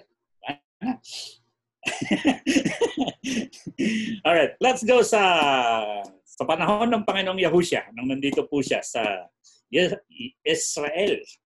Matthew chapter 5. Since pinag-uusapan natin yung offerings, yung kurban, Matthew chapter 5, and definitely alam nyo po ito. Okay, Matthew chapter 5, and dyan nyo po makikita sa verse 16 and 17, yung famous verse na think not that I have come to this, think not that I have come to destroy the law or the prophets. I am not come to destroy but to fulfill. So basically sinasabi ng Panginoong Yahushua, hindi nga ako naparito sa ganito. Alright, alam niyo na po yan. Alright, verse 18, for verily I say unto you, till heaven and earth pass, one yod, one jot, or one yod, or one tittle shall in no wise pass from the Torah, till all be fulfilled. Whosoever therefore shall break one of these least commandments and shall teach men so, he shall be called the least in the kingdom. And kung sino yung magtuturo, he shall be called the great in the kingdom. Anong pinag-usapan? Yung law. Alright. Now, verse 26, for I say unto you that except your righteousness shall exceed the righteousness of the scribes and the Pharisees, ye shall in no case enter in the kingdom of heaven.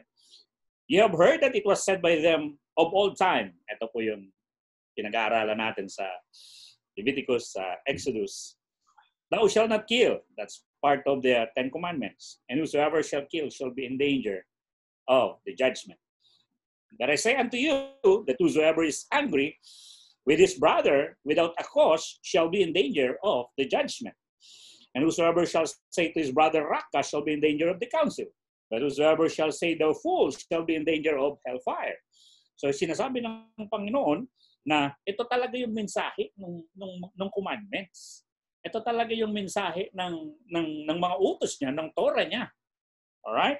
Verse 23. Therefore, if thou bring thy korban to the altar, and there rememberest that thy brother hath ought against thee. Alright. Himay-himayin natin. Kasi this verse, we interpreted before na pag nagdala ko ng tithe sa simbahan. Okay? Tapos, naalala ko na may kagalit pala ako. Alright? Or masama pala yung loob ko sa kapwa ko. Eh, iwanan ko muna yung mga ireregalo ko or ibibigay ko sa Panginoon, then makipagbati muna ako or something like that. Pero kung titingnan nyo po, sabi dyan, therefore, if thou bring thy korban to the altar, and there, kapag nandun ka na sa simbahan, naalala mo na yung kapatid mo may something against you. It doesn't necessarily mean na ikaw may sama ka ng loob dun sa kapwa mo. Halimbawa ako, may sama ako ng loob dun sa kaibigan ko, kay Sir Manny. Hindi ganun. Ang ibig sabihin nito, naalala mo nang nandun ka na sa simbahan na magdadala ka ng tithes and offering mo, ay si kapatid parang may something sa akin. Sa tabernacle, bro. What? Sa tabernacle, hindi sa simbahan. Okay. Altar. Okay, sa altar. Alright. So sinasabi niya dyan na, and there remembers that thy brother hath ought against thee. Naalala mo nung nandun ka na si kapatid mayroong something sa akin eh. It doesn't necessarily mean na ako may sama ng loob sa kanya. Naalala ko lang na parang medyo nakasimangot si ganito sa akin kanina. So ano ang tinuturo sa atin? Na kahit ikaw, wala kang ginawa, pero naalala mo na si kapatid is sumimangot sa'yo, puntahan mo, makipagbati ka, ang tanungin mo, anong problema at ayusin natin? Alright? Because we interpret these things na dati, pag masama ang loob ko, wag akong mangharap sa Panginoon. Pero ang totoo, sinasabi niya, pag naalala mo na si kapatid mayroong something sa'yo, kahit wala kang ginawa, puntahan mo at ayusin mo bago ka humarap sa akin. Ang ganda po, ano? Sabi niya, leave there thy gift before the altar and go thy way. First, be reconciled to thy brother. Kahit wala kang kasalanan, kahit wala kang ginawa, go to your brother. And that's the Torah is all about, mga kapatid. Right? That's the Torah is all about. Right? And masarap to pag-usapan natin sa Wednesday kung ano talaga yung message ng Torah, yung message ng instruction. And then come and offer thy gift. And yun po yung totoong sinasabi yun yung totoong sinasabi ng utos ng Panginoon, yung pagmamahal natin sa kapwa natin.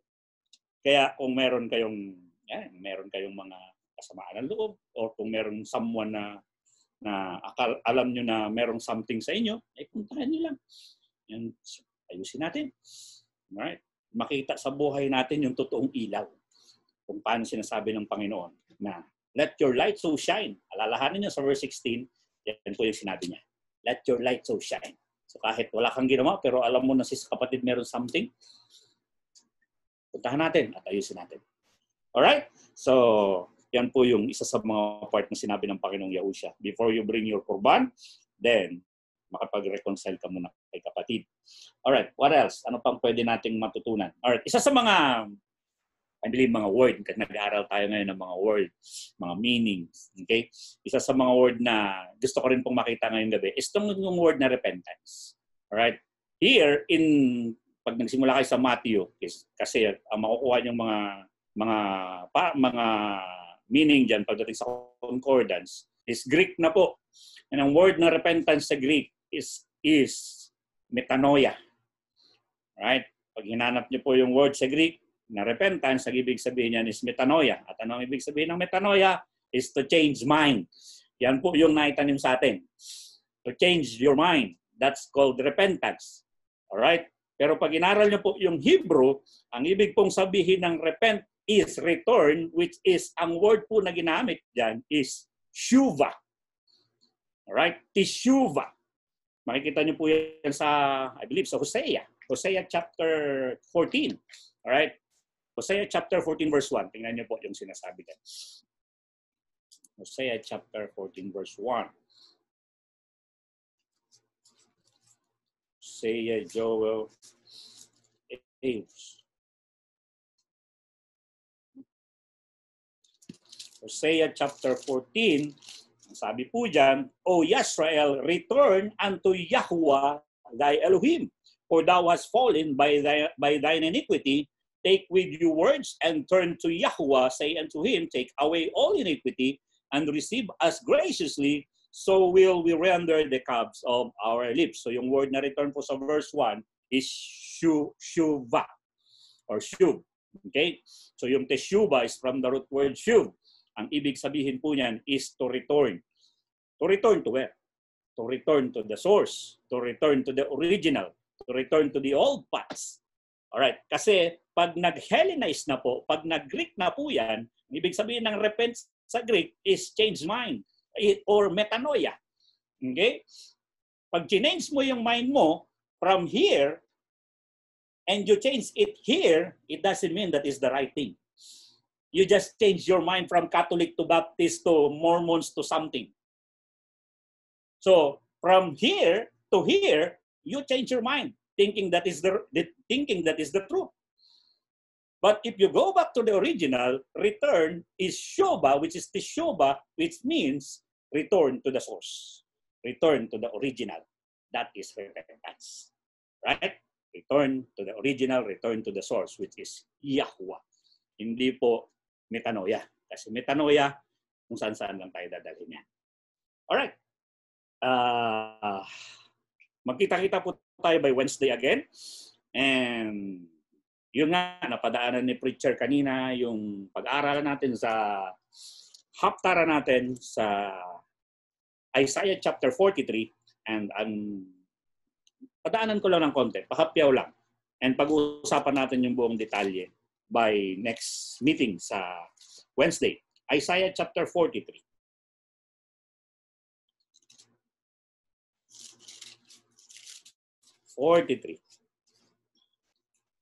Isang verse lang po yung pasisilipan natin. Verse 27. Okay? Sabi po diyan, thy first father chapter 43, verse 27, thy first father hath sinned, and thy teachers have transgressed against me. All right? All right. First father given, let's say you can say Adam, nagkasala. You can say our forefathers, nagkasala. All right? But the second phrase here, sabi niya, and the teachers have transgressed against me. Who are the teachers? Who are the interpreters? All right? Yung binasa kanina to ni preacher sa CJV, I think ang ano doon is, anong word ang ginamit nila? Nakalimutan ko kung anong word ginamit nila. All right? So, sabi niya, and thy teachers have transgressed against me. Thy teachers, thy priests, thy pastors, thy preachers transgress against me. Yun ang sabi ng Panginoon. At napakarami pong nangyayari ngayon yan. Transgress what? Transgress His commandments. Transgress His Torah. And sa biyaya po ng Panginoon, binuksan niya yung isipan natin, tinanggal niya yung takip sa mga mata natin, tinanggal niya yung takip sa mga puso natin.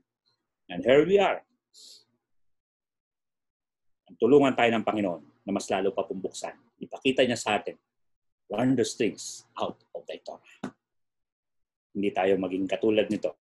Kasi ang kasunod na verse dyan, yan po ang parusa sa mga teachers who transgress against Yahuwah. Magandang gabi po at magkita-kita po tayo ulit by Wednesday. Amen, amen. Isang aspect, expensive siya sa malaki siya. Tapos di ba pag nagtalaga ka, hindi kang attached to it. Actually, yun. All right. So, just additional insights about the Ola offering. Balik tayo sa Leviticus chapter 1. Thank you, Ma'am C. And I think we can use this illustration in the parable of Nathan, the prophet, about can you help me find it? Yung parable ni Nathan and Samuel when she took Bathsheba.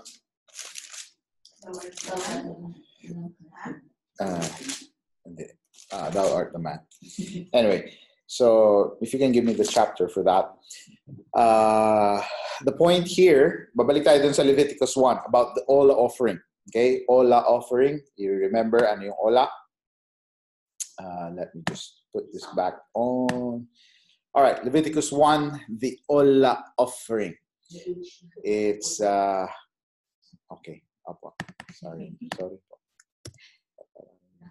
Kasi may hay. All right, the Ola offering is an offering offered up, or it's an ascending offering.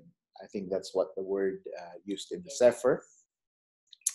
And one point on the Ola offering is your offering, it says here in verse 3 of Leviticus chapter 1, it is without blemish, okay? And he shall offer it voluntarily, okay? And as we have studied in the verse 2, which is Korban 12. Okay, 2 Samuel 12.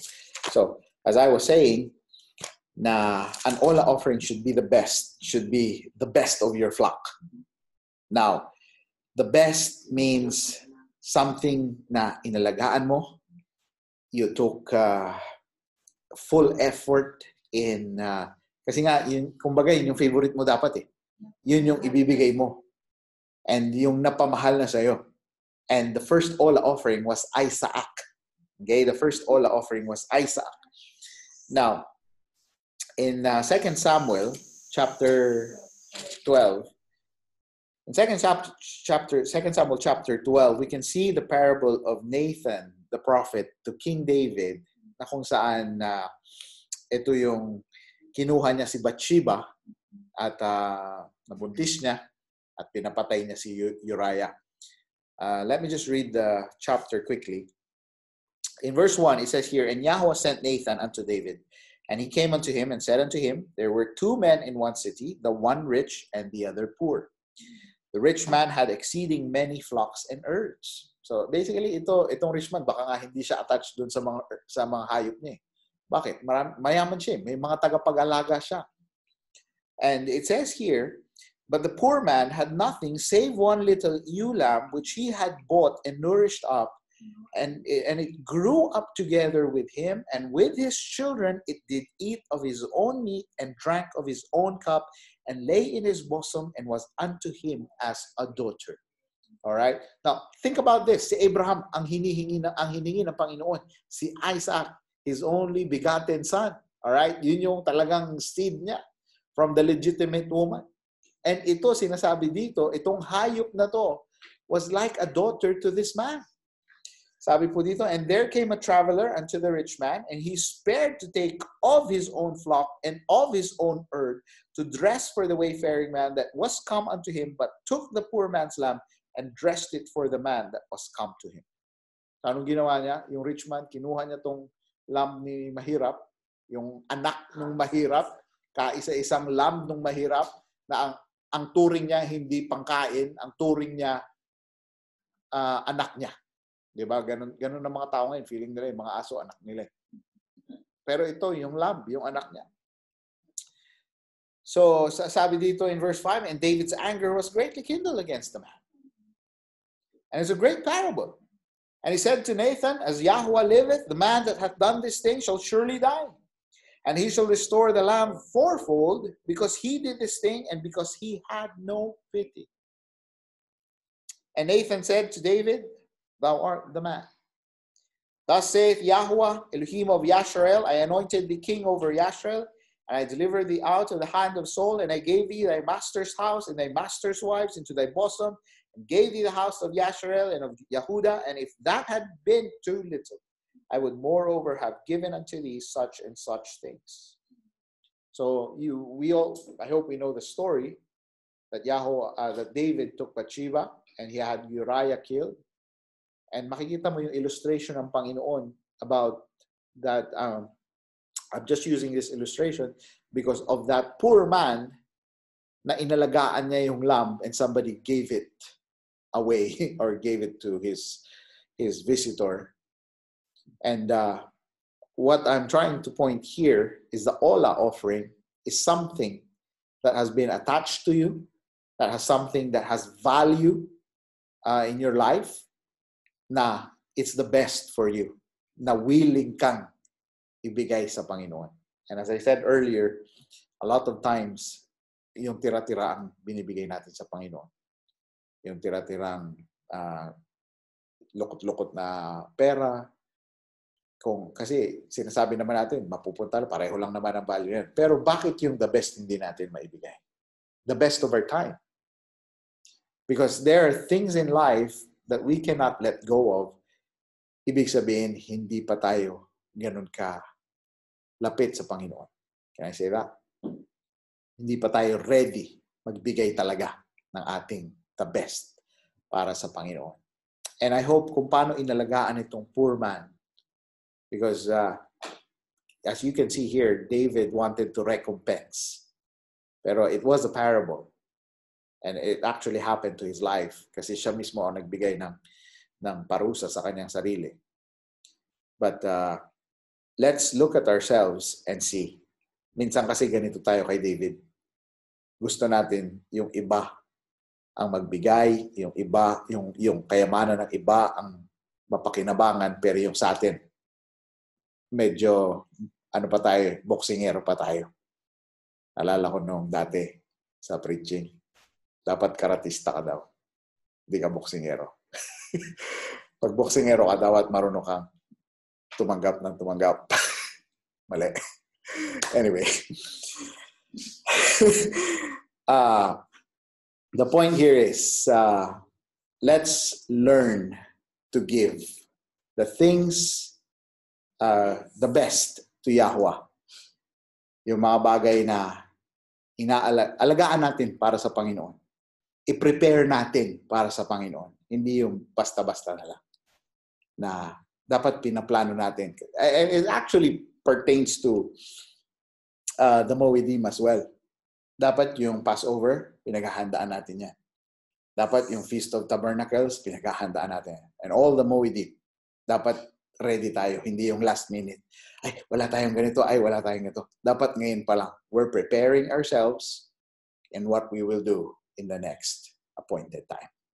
Remember, it's Yahuwah's appointed time. Kailangan ready tayo makipag-date sa Kanya. And even the Shabbats, even the Sabbath days, we have to learn how to prepare ourselves because that's what Yahuwah is requiring from us right now. Living Korban. Kasama po yung inward parts. Okay? Kasama po lahat ng meron tayo. So I hope that we all learned something tonight. And I hope that we know how to take care of the things that Yahuwah requires us to give Him.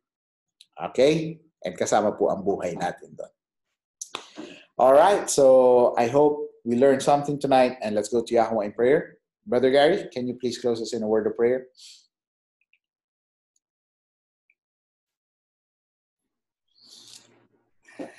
Let's go to Yahuwah in prayer, mga kapatid. Napakaganda po itong Psalms 51 eh.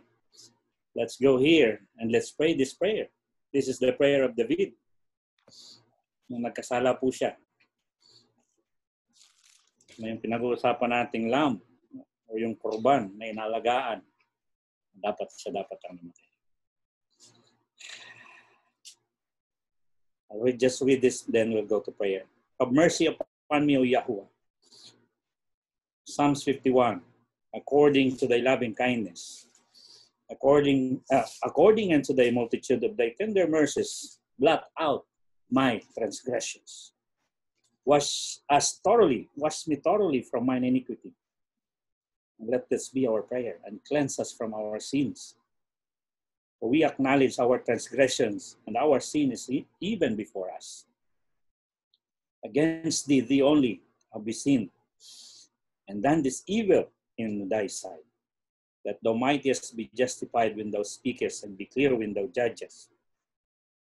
Behold, we were shapen in iniquity, and in sin did our mother conceive us.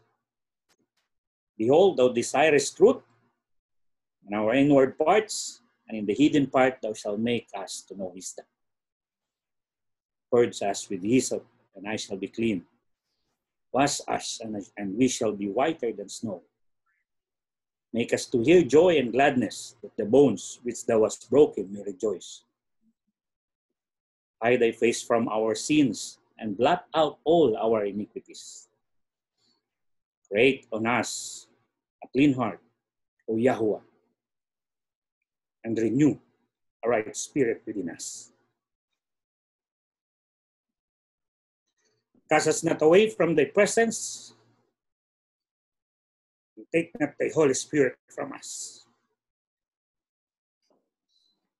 Restore unto us the joy of thy salvation, the joy of thy Yeshua, and uphold us with thy free spirit. Then we can teach transgressors thy ways, and sinners shall be converted unto thee, Yahuwah. Let's go to Yahuwah and for prayer.